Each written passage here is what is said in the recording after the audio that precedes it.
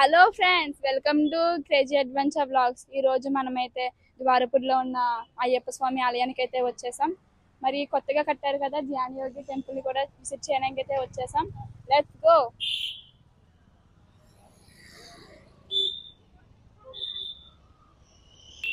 మరి మనం గుళ్ళకి వెళ్తున్నాం కదా, అయితే టెంకాయ అయితే తీసుకున్నాం కదా.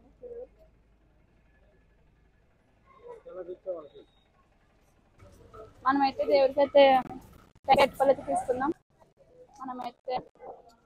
మనమైతే ఫస్ట్ వినాయకుడిని అయితే దర్శించుకున్నాం.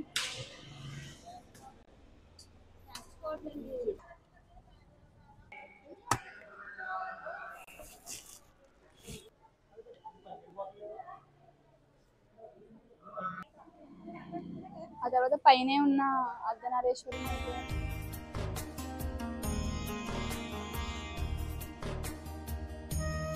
తర్వాత అయితే అయ్యప్ప స్వామి చూడడానికి అయితే భక్తులు వచ్చినప్పుడు సాష్టాంగ నమస్కారం చేయడానికి ఇక్కడ ఇలా పెట్టారు ఫ్రెండ్స్. అయితే స్టార్టింగ్ ఎంట్రన్స్ అయితే ఫస్ట్ వినాయకుడు అయితే ఉంటారు. ఆ తర్వాత పైన అర్ధనారీశ్వరుడు, పక్కన అయితే సుబ్రహ్మణ్య స్వామి, రైట్ సైడ్ అయితే వినాయకుడు, మధ్యలో అయితే దుర్గమ్మ తల్లిని అయితే దర్శించుకొని అప్పుడైతే మనమైతే అయ్యప్ప స్వామి దగ్గరికి అయితే దర్శించుకోవాలి. ఫస్ట్ అయితే దుర్గమ్మ తల్లిని అయితే దర్శించేసుకుందాం.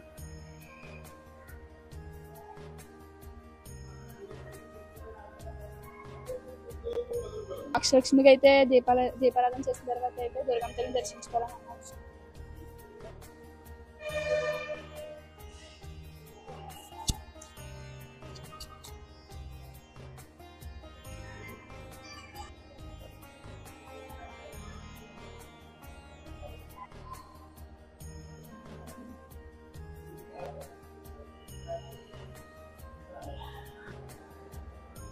గట్టిగా కోరుకొని దీపారాధన చేస్తే మంచి ఫలితం ఉంటుందని చెప్పారు ఇక్కడ. మనకి దుర్గమ్మ తల్లి దర్శనం చేసుకున్నాం.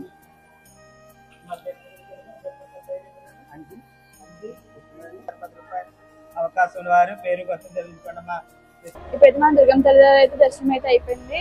మనం నెక్స్ట్ అయితే పైకి వెళ్ళి అయ్యప్ప స్వామి దర్శనం అయితే చేసుకున్నాం. మనం ఇలా దుర్గమ్మ తల్లి దర్శనం అయిన వెంటనే బయటకు వచ్చిన వెంటనే రైట్ సైడ్ నవగ్రహాలు అయితే ఉన్నాయి, వాటిని దర్శించుకుందాం.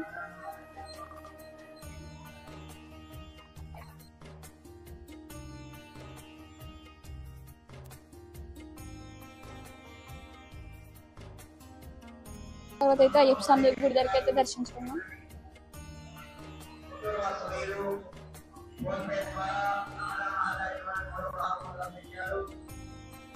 అయినైతే మన అయ్యప్ప స్వామి దర్శనానికి అయితే వచ్చేసాం.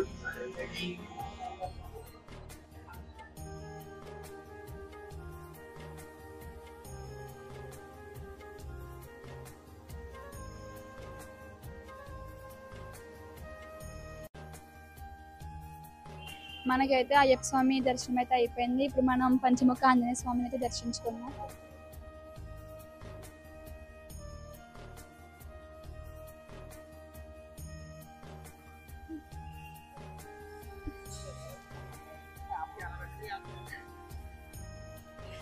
ఇప్పుడైతే మనం సాయిబాబా గుడి అయితే దర్శించుకోవడానికి అయితే వెళ్దాం. అయ్యప్ప స్వామి దర్శనం అయిన తర్వాత పంచముఖ ఆంజనేయ స్వామి దర్శనం చేసుకోవాలి. ఆ తర్వాత సాయిబాబా దర్శనం చేసుకుందాం.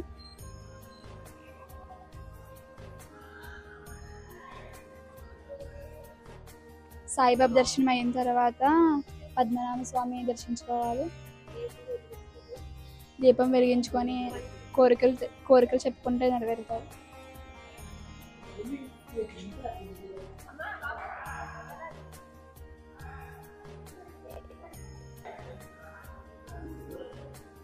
దర్శనం అయిన వెంటనే అయితే దీపారాధన చేసుకొని పద్మనాభ స్వామికి అయితే కోరికలు చెప్పుకుంటే నెరవేరుతాయని ఇక్కడ నమ్మకం. నెక్స్ట్ అయితే ఇతనైతే 37 అడుగుల విశాలంగా పడుకున్న పద్మనాభ స్వామి అయితే మనం దర్శించేసుకున్నాం. పద్మనాభ స్వామి దర్శనం అయిన తర్వాత వెంకటేశ్వర స్వామి దర్శనం చేసుకోవాలి.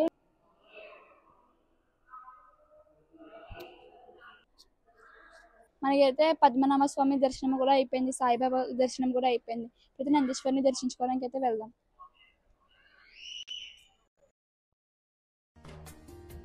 ఇదైతే నందీశ్వరిని అయితే మాట చాలా ఎత్తైన పొడవైన ఎన్ని అడుగులు అయితే తెలియదు మనకైతే, మరి చాలా పెద్దగా ఉంది. నందీశ్వరుని దర్శించాం. ఇది మనకైతే అయ్యప్ప స్వామి ఆలయానికి అయితే మొత్తం దర్శనం అయిపోయింది. ఆ తర్వాత అయితే మనం ఆదియోగి పక్కనే ఉన్న ఆదియోగి కొత్తగా కట్టారు కదా, దాన్ని అయితే దర్శించేసుకోవడానికి అయితే వెళ్ళిపోదాం. ఇక్కడ నుంచి చూడండి ఒకసారి నార్మల్గా ఇంత ఎత్తులో అయితే మొత్తం ఆదియోగి విగ్రహం అయితే 100 అడుగులు ఎత్తని అన్నారు. మనమైతే ఇప్పుడు వెళ్ళి దర్శించేసుకున్నాం. చూడడానికి అయితే చాలా అందంగా ఉంది. ఇక్కడైతే చూసేద్దాం, మరి లెట్స్ గో. మనమైతే నందీశ్వరుని అయితే దర్శించేసుకున్న తర్వాత కిందనే ఉన్న రైట్ సైడ్లో ఆంకాల పరమేశ్వరి ఆలయాన్ని దర్శించేసుకున్నాం. శ్రీ శ్రీ శ్రీ అంకాల పరమేశ్వరి దేవాలయానికి అయితే మనం వచ్చేసాం. ఇక్కడైతే అమ్మవారికి ఉప్పుతో అభిషేకం చేస్తే అయితే మన కోరికలు, కష్టాలు, బాధలు అన్నీ నెరవేరుతాయని చెప్పేసి అనుకుంటున్నారు కదా. ఉప్పుతో అభిషేకం చేసైతే లోపలికి వెళ్ళాలి.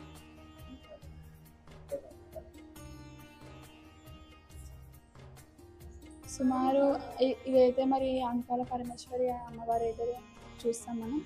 పాము పడకతో విశాలంగా పడుకొని ఉన్న అమ్మవారు. నెక్స్ట్ ఈమెయితే సుమారు 15 నుండి 13 అడుగుల వరకు ఉంటుంది అంటున్నారు. ఇక్కడైతే ఇక్కడ అమ్మవారికి అయితే చెవులో కోరికలు చెప్పుకొని మధ్యాహ్నం అయినప్పుడు అమ్మవారికి నైవేద్యం పొంగల్ చేసి సమర్పిస్తే మన కోరికలు అయితే నెరవేరుతాయని చెప్తున్నారు.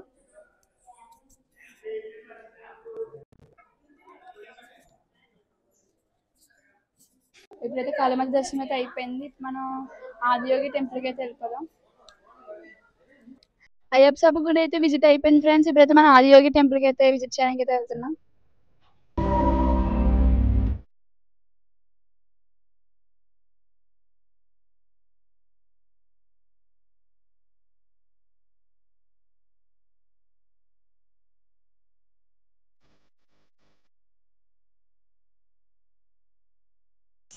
మనమైతే ఫైనల్గా ఆదియోగి విగ్రహానికి అయితే దర్శించుకోవడానికి అయితే వచ్చేసాం.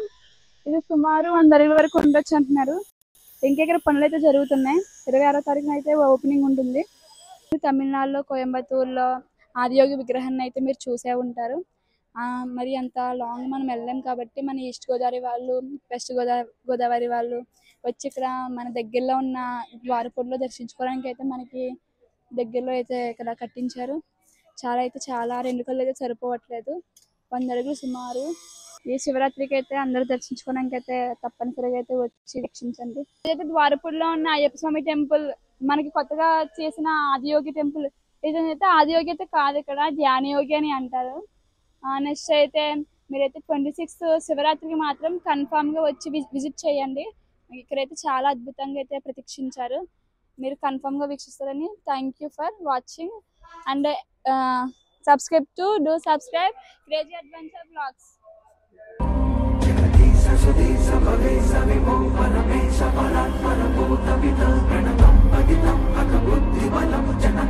అంటే ఆదియోగి విగ్రహం పక్కనే మన మహాభారత యుద్ధ సమయంలో శ్రీకృష్ణుడు అర్జునుడికి బోధిస్తున్న ఒక పిక్చర్ ని తీసుకొని ఇక్కడ అందంగా ప్రతీక్షించారు.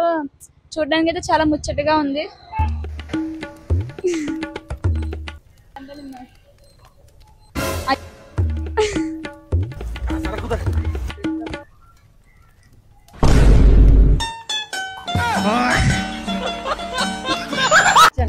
Hello friends, welcome to crazy adventure blogs. ఈ రోజు మనమైతే ద్వారపూడిలో ఉన్న అయ్యప్ప స్వామి ఆలయానికి అయితే వచ్చేసాం. మరి కొత్తగా కట్టారు కదా ధ్యానయోగి టెంపుల్ కి అయితే మనం